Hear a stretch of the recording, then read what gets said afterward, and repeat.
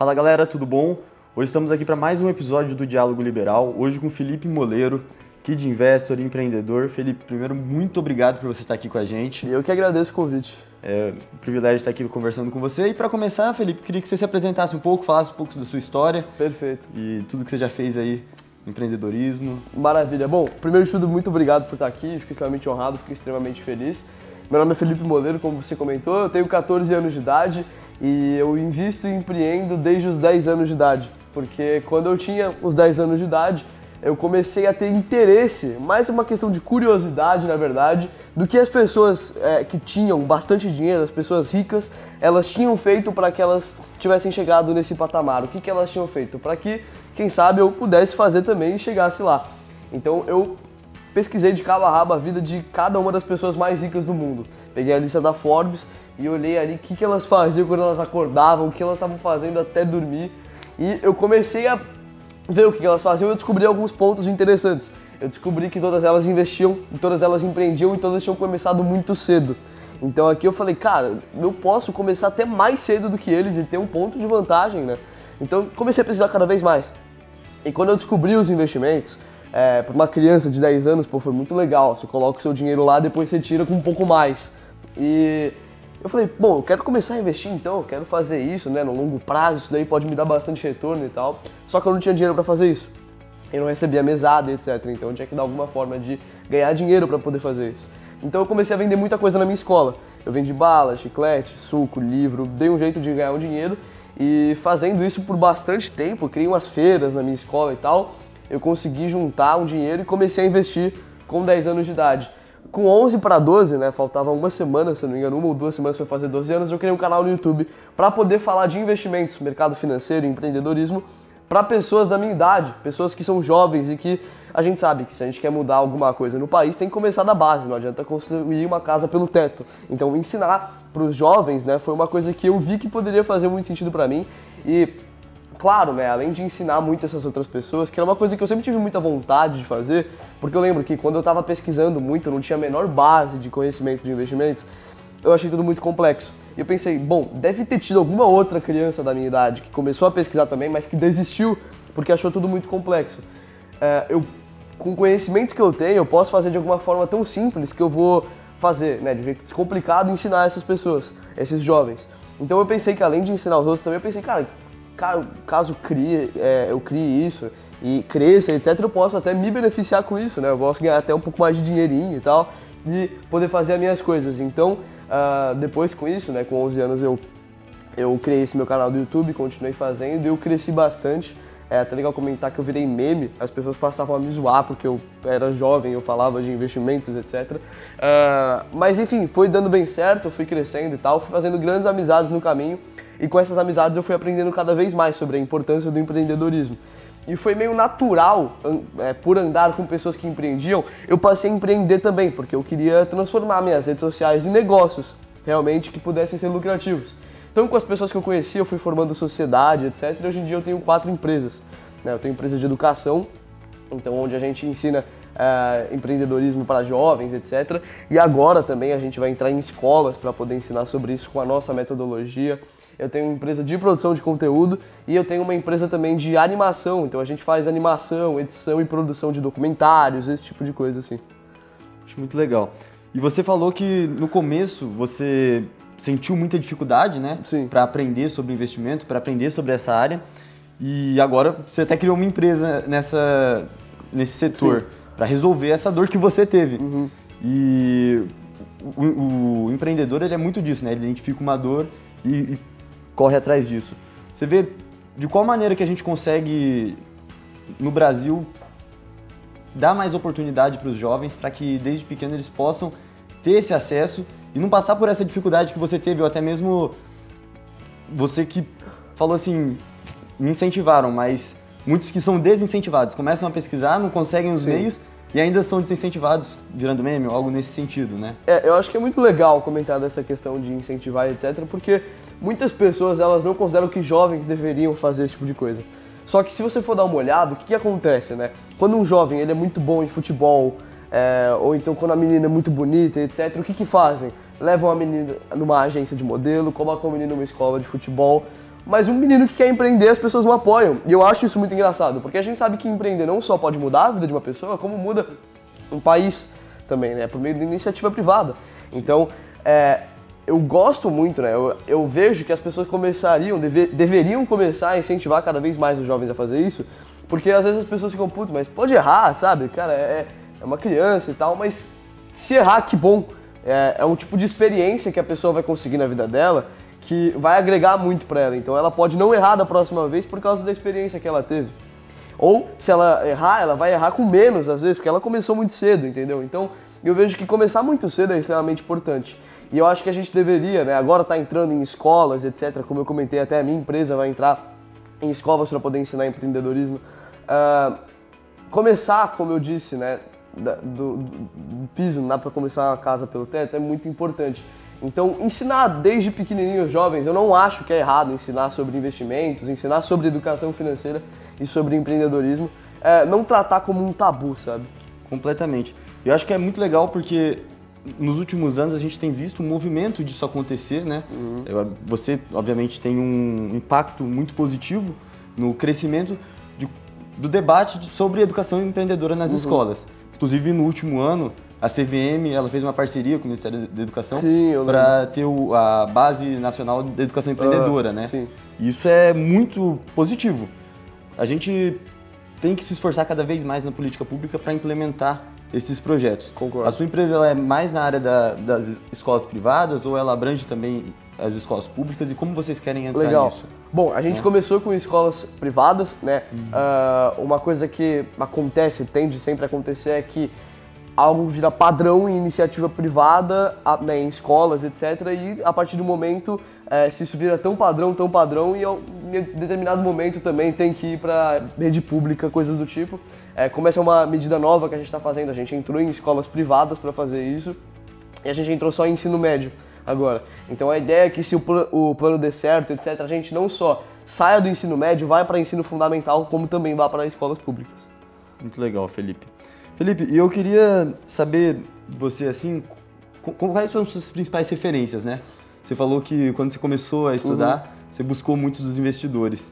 E desses muitos, quais foram os que você mais gostou e que você acha mais interessante a gente seguir e aprender mais? Legal. Bom, eu olhei muitas pessoas que não eram brasileiras, né? Porque eu gostava, assim, de olhar essas pessoas que tinham tido grandes resultados, etc. E hoje em dia eu vejo muitas palestras, então eu busco muitos vídeos, muitos conteúdos de palestras desses caras, etc. Então eu gosto muito, por exemplo, do Ray Dalio. O Ray Dalio ele tem um fundo de investimento, Bridgewater, né? E a gestora, e ele sempre comenta bastante um pouco sobre macroeconomia, fala sobre investimentos, dá ótimos conselhos, etc. Vejo umas palestras dele, gosto muito do Howard Marks. O Howard Marks é tão insano que o Warren Buffett é o cara que ele fala que o Howard Marks é o único cara que ele para escutar. E o Warren Buffett, que eu acabei de citar, ele é o maior investidor do mundo. Então, ele é o cara que mais obteve resultado, né? E ele começou muito cedo, então ele foi uma das minhas principais referências. Ele começou a investir com 11 anos de idade e hoje em dia ele tá aí no top 5 dos homens mais ricos do mundo. Até um tempinho atrás ele estava no top 3, com um patrimônio acima de 100 bilhões de dólares. Então, eu olho esses caras assim que são de fora do Brasil e dentro do Brasil também tem o Luiz Barsi. Ele é a principal referência de investimentos em bolsa que a gente tem aqui no Brasil de pessoa física. E eu olho os influenciadores aqui também que têm um ótimo conteúdo e são muito espertos, eles entendem ali. Por exemplo, o Thiago Nigro, ele tem muita experiência, né, no assunto, até porque ele também criou uma empresa, uma assessoria de investimento, vendeu, depois disso que ele foi começar a produzir conteúdo. O Breno Perrucho aqui no Brasil também é um jovem que ensina sobre empreendedorismo e sobre investimentos. E são pessoas que eu acho que todo mundo deveria pesquisar, assim, todas as que eu falei, fora do Brasil, dentro do Brasil, pesquisar um pouco sobre a vida delas e ver as coisas que elas comentam, são sempre coisas que fazem muito sentido. Legal demais. Eu achei muito legal que você trouxe essas duas categorias de referências, né? Que são os investidores brasileiros e os do exterior, porque a gente tem uma cultura que ela não incentiva, né, o investimento. Inclusive, muita gente fala, né, que se o Steve Jobs tivesse nascido no Brasil, ele seria um promotor de justiça ou um juiz. Então, como que você acha que essa presença muito densa do Estado, essa muita burocracia, pode atrapalhar e atrapalha, né, as pessoas a investirem? E como que a gente pode mudar isso? Sim. eu sou um pouco daqueles que apoiam realmente a mínima interferência do Estado possível para que as coisas deem certo, né? Então, os países que são os mais desenvolvidos, eles são aqueles que menos têm burocracia, justamente. É muito difícil de se empreender no Brasil. A realidade é que não tem muito porquê uma pessoa empreender no Brasil. É contra o esperado, porque no Brasil, realmente, assim, se você for dar uma olhada, a chance de um negócio falhar é gigantesca. Estatisticamente falando, o seu negócio vai dar errado, né? Então tem que arranjar motivação até de onde não existe para começar uma empresa, e sempre fazer isso tendo em mente, né, que você tem que aprender cada vez mais, etc. Então eu vejo que essa questão da burocracia é uma coisa que ferra muitos empreendedores, sabe? Realmente essa intervenção do Estado negativa, cara, é muito ruim. Sim. Você disse pra mim que antes da conversa que você gosta muito do liberalismo, né? Acho que é muito disso a gente tirar o peso do Estado para que ele possa, para que as pessoas possam desenvolver a sua iniciativa e assim impactar positivamente a vida das pessoas, sim, promover seus projetos. E eu acho que esse é muito do valor da liberdade, né? Completamente. Eu gostaria que você pudesse aqui falar um pouco sobre o que é liberdade para você, sua definição de liberdade, sabe? Perfeito. Eu acho que liberdade é não estar acorrentado e ter que receber ordens necessariamente de uma coisa que você não quer fazer. Então, eu acho que liberdade é uma das coisas mais importantes que uma pessoa ela tem. É um direito básico que todos deveriam ter. E não só isso, né? Eu sou muito eu sou um grande apoiador da ideia de que, cara, você ou tem liberdade, né? É melhor você morrer livre do que sempre ter que viver ajoelhado, né? E pedindo para fazer as coisas, etc., e recebendo ordens, porque eu concordo. Eu acho que liberdade é justamente você poder fazer suas próprias escolhas e fazer as coisas meio que do jeito que você quer. Claro que desde que não chegue no momento de liberdade do outro, né? Desde que fique no seu quadrado de liberdade. Eu acho que as pessoas deveriam poder falar o que elas querem dizer, né, sem muitos problemas, né? Eu gostaria que as pessoas pudessem fazer o que elas gostam de fazer, sem ter que ficar escutando muita coisa, sem ter que ficar sendo repreendido por criar uma empresa, por falar alguma opinião dela. E, cara, realmente acho que a falta de liberdade é uma das coisas que faz com que os jovens, principalmente ultimamente, eles fiquem sempre muito com medo de comunicação, né? Por exemplo, na minha escola eu vejo que quase nenhuma das pessoas lá tem uma capacidade de se comunicar boa. E às vezes isso é justamente o fato de que as pessoas sempre quando falam são repreendidas, sabe? Então eu vejo que liberdade de expressão é uma coisa extremamente importante. Legal. E liberdade de expressão em qualquer tipo de liberdade, né? Com certeza. Você disse que você está no 9º ano da escola, né? Isso. E eu queria saber também de você, hoje, assim, o que você mais sente falta na sua escola? O que você fala, poxa, a gente tinha que aprender mais sobre esse tema ou aquele? Eu diria que eu sinto muita falta de qualquer conteúdo que é realmente muito útil para a vida de uma pessoa. É claro que existem conteúdos que são, entre aspas, inúteis, mas que eles fazem muito sentido e que as pessoas deveriam saber para que não sejam completas ignorantes, né? Então, nem todos os conteúdos eles são úteis, mas a maior parte das pessoas deveriam saber eles. Agora, eu sinto falta, não é por causa desses conteúdos que eles são importantes, eu sinto falta de outros conteúdos que são realmente muito úteis para a vida de uma pessoa e que a gente não costuma ver nas escolas. Como eu estava comentando, educação financeira é uma área que eu trabalho. A maior parte das pessoas hoje no Brasil é endividada, atinge mais de 77% das famílias o endividamento. E se a gente quer mudar isso, tem que começar a colocar a educação financeira nas escolas. Então, ensinar sobre dinheiro é uma coisa extremamente importante. Se você for ver, a escola ensina você a virar qualquer profissão, mas não ensina o que você vai fazer com o dinheiro.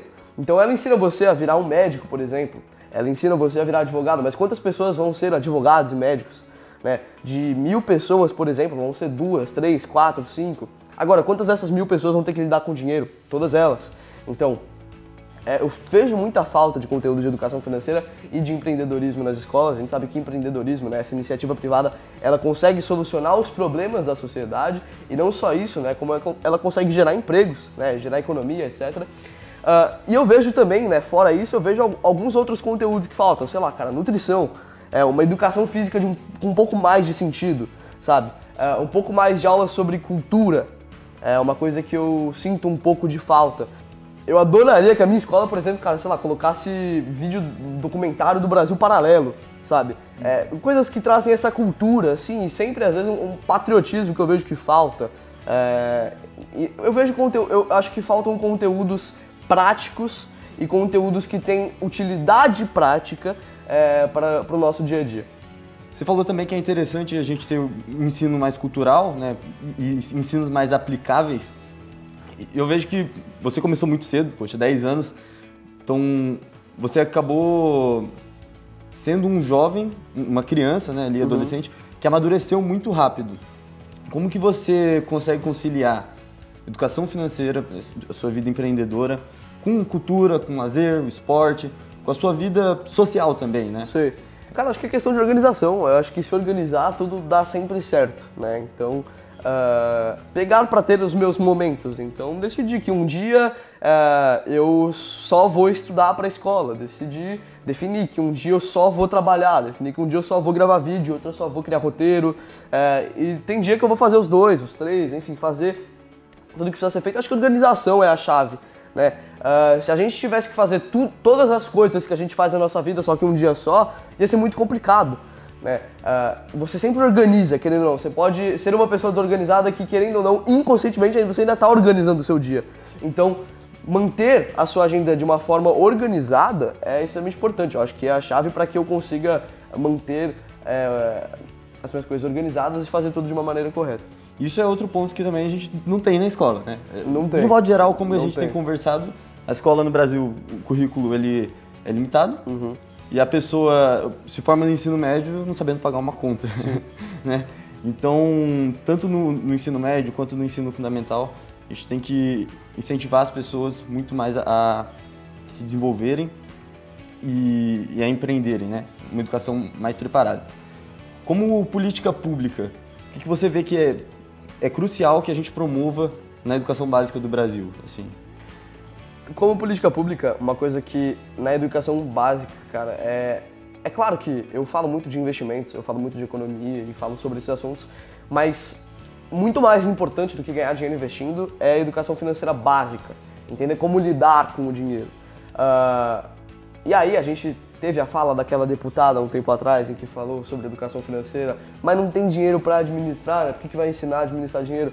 Tudo bom, então quando tiver dinheiro a gente não sabe o que fazer, mas é verdade, né? Para que vai ensinar sobre educação financeira para essas pessoas que são pobres, né? Imagina os pobres entendendo a carga tributária que eles pagam, imagina um pobre aprendendo sobre impostos, aprendendo sobre educação financeira, porque a gente sabe que é muito mais fácil você vender uma ideia quando o público, né, quando as pessoas estão fragilizadas, quando elas não têm dinheiro, etc. Então, medidas, cara, que são completamente iniciantes, coisas básicas, realmente bem básicas de educação financeira. Aprender, ensinar, né, de uma forma completamente simples, cara, por meio de jogos, por meio de iniciativas. Uma coisa que algumas prefeituras até estão fazendo comigo me chamar para ir em outros estados, etc., para dar palestras. Então eu tô indo para falar com rede pública, etc., e isso é muito legal. Trazer pessoas que são de fora, ensinar com uma linguagem simples, eu acho que esses pequenos passos que a gente vai dando aí, vai plantando uma semente que é extremamente importante. Às vezes, em uma palestra que eu dou, assim, que tem, sei lá, 800 pessoas, que foi a que eu dei, assim, que teve bastante gente que era aluno de escola pública, às vezes a maior parte poderia nem estar ligando assim, mas um ou outro que presta atenção, às vezes uma coisa que a gente fala, que eu falo sobre longo prazo, faz com que a pessoa repense toda a vida financeira dela e por causa disso ela vai começar a investir nesse mês e porque ela investiu nesse mês ela vai investir no próximo e no próximo e no próximo e isso faz ela cuidar melhor do dinheiro e consequentemente, às vezes, por causa disso você salvou a vida financeira inteira de uma pessoa e consequentemente você salvou a vida de uma pessoa, né? Falar sobre dinheiro não é falar só sobre coisas materiais, é sobre qualidade de vida. Então, essas iniciativas que são muito simples, eu considero extremamente importantes. Legal. E como que você acha que a gente tá falando muito sobre o sistema educacional, né? E a gente passou por uma mudança, o mundo ele mudou muito nos últimos 20, 30 anos, com o advento da internet, a revolução tecnológica, e a educação ela não acompanhou, né? A gente tem o mesmo sistema educacional de centenas de anos atrás, o que limita os jovens, né? Para você, o que é uma educação que vai ter na educação do futuro, sabe? Legal, muito bacana colocar isso. Eu acho que vai ser uma educação com um pouco mais de tecnologia e inclusão. Usar uma metodologia onde você conversa mais com o aluno e permite com que ele descubra por conta própria até umas coisas é extremamente importante. Então, você levar o aluno a chegar no resultado por conta dele, sabe? Fazer essas atividades práticas, fazer por meio, usando a tecnologia, né? Usando tablets, celulares, vídeos, essas coisas assim são extremamente importantes. Eu acho que precisa de uma grande mudança na metodologia de ensino, onde você consegue ensinar sem ter que manter esse padrão que a gente está de educação. Então, por exemplo, na escola hoje em dia, cara, olha que essa é a coisa mais industrial que teve, justamente na época da Revolução Industrial. Para chamar o aluno para a classe, você toca um sino, toca um negócio que, cara, parece um bando de animal indo para uma sala de aula, né? E aí não pode falar nada, tem que ficar aqui assim, durinho, aprendendo um negócio, não pode falar nada, sabe? Eu vejo que a educação do futuro, uma educação certa, né? Ela deve ser feita usando a comunicação. Os jovens, eles têm que falar mais em público, têm que falar mais, terem espaço para falar sem serem repreendidos, etc. E o poder da tecnologia, eu vejo que é extremamente importante, usando a tecnologia para fazer atividades práticas, etc. Legal. E hoje nas escolas o jovem ele é muito passivo, né? Sim, como você falou. Exato. Ele não tem um poder de, contribuir com a aula. Às vezes contribui com a aula, o professor reclama. Ele tem que sentar ali, receber aquilo de uma maneira que não funciona hoje em dia, né? A gente tem uma recepção de informação a todo momento e isso é extremamente importante. Então, acho que até você comentou que você quer fazer economia numa faculdade que traz um método mais interativo, onde o aluno é mais protagonista, né? Fala um pouco o que você vê para o seu futuro, né? Fala, poxa, onde que o Felipe quer estar daqui a 10 anos, 15 anos? Maravilha. Cara, daqui 10, 15 anos eu pretendo continuar, né, com as minhas empresas, seguindo nessa ideia que eu estou seguindo, ensinando, né, sobre educação financeira, etc. Claro que isso eu vou fazer daqui a um tempo, se Deus quiser, de uma forma bem indireta, né? Não necessariamente ali voltar eu na frente das minhas empresas fazendo aquilo, mas contribuindo para que os jovens continuem a ser educados sobre empreendedorismo. Eu vejo que de uma forma bem macro, se tudo crescer bastante, né, como eu planejo que cresça, minhas empresas, meus negócios, minhas iniciativas, nós possamos estar mudando no jeito que se faz educação no Brasil e até, quem sabe, poder levar o índice de desenvolvimento daqui, o índice de educação brasileira para outros níveis, né? E eu quero trabalhar também, eu sou um empreendedor, né? Eu me vejo como empreendedor, então eu crio negócios.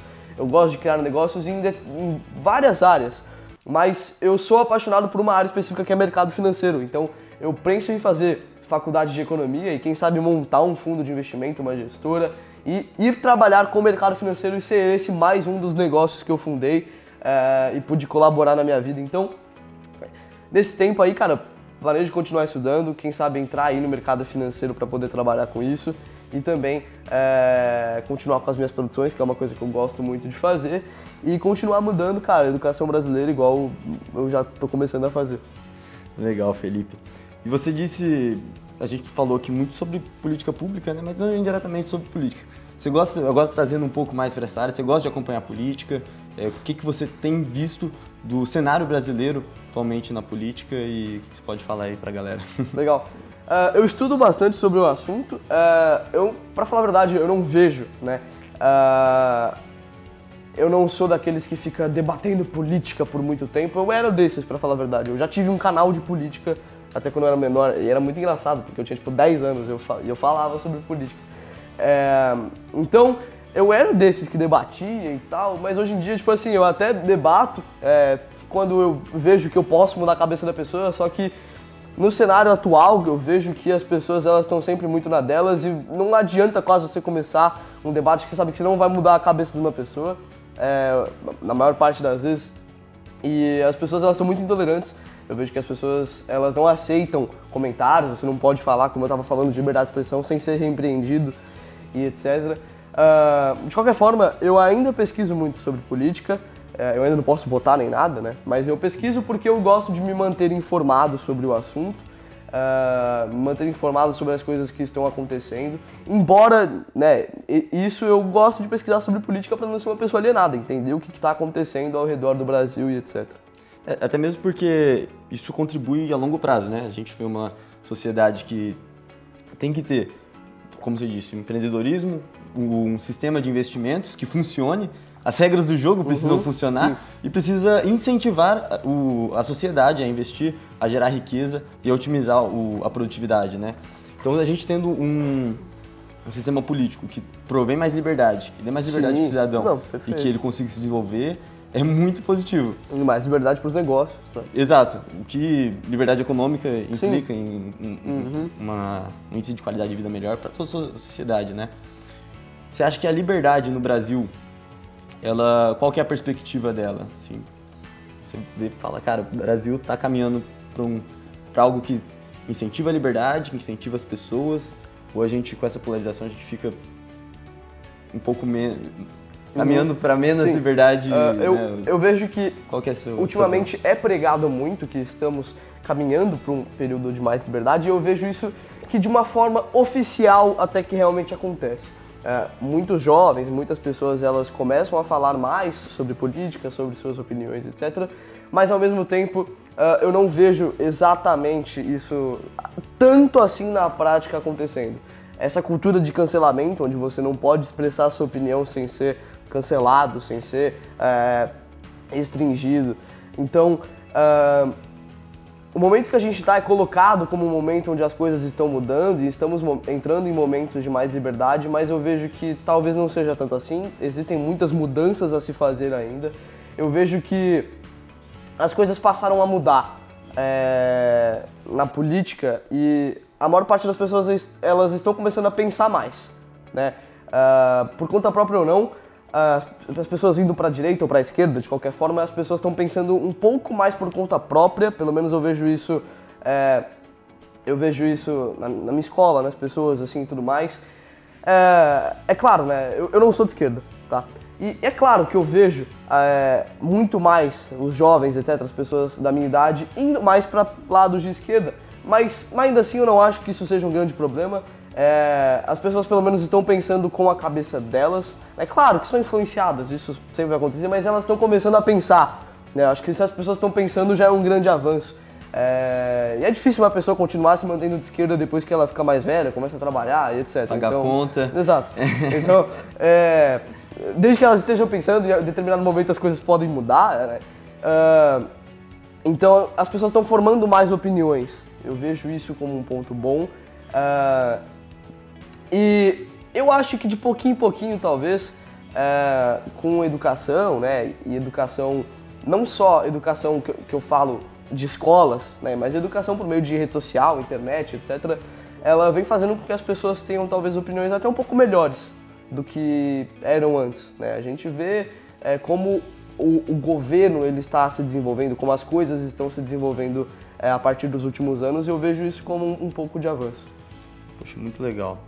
Felipe, acho que a gente conversou aqui sobre muitos temas. Tem algum tema que você queira trazer? Não, perfeito. Acho que justamente comentar sobre essa questão de liberdade econômica, né, de liberalismo, e comentar que as empresas elas precisam ter essa liberdade para fazer as coisas, porque empreendedorismo gera emprego, muda a vida das pessoas, etc.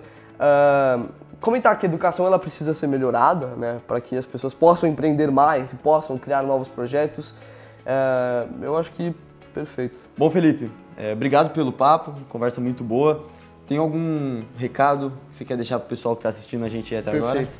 Bom, se eu puder falar alguma coisa, né, eu diria um conselho para que você possa seguir, caso você esteja começando a pensar em investir, empreender, ou até mesmo se você quer fazer uma dieta ou qualquer outra coisa na sua vida. Começa pelo básico e faz o básico que funciona sem inventar moda. Todo mundo que inventa moda não consegue resultado e depois só fala que não dá certo, mas é porque o cara não fez da maneira certa. Tem um ditado de um amigo meu, uma frase que ele diz toda hora, que é fazer um pouquinho do que é certo todos os dias durante um tempão. Sabe, se faz só, cara, um pouquinho mesmo, assim, só um pouco, mas você faz aquilo todo dia, cara, pra sempre. É aquilo que vai te trazer resultado, é o processo. Então, é o processo, transformar todo o processo de alguma coisa em hábito, e você fazer aquilo todo santo dia, né? O que muda a sua vida é o que você fez ontem, fez hoje, vai fazer amanhã. Então, fazer as coisas do básico, da maneira básica, sem inventar moda, e fazer constantemente traz resultado. E também falar, se as pessoas quiserem me acompanhar aí nas redes sociais, meu YouTube é Kid Investor, meu Instagram também tô lá, é @ofelipemoleiro. Se você pesquisar Felipe Moleiro no YouTube também você acha, e meu Twitter também é @ofelipemoleiro. É isso aí, cara, muito Legal. obrigado. Felipe, muito obrigado. Obrigado você que assistiu a gente até agora.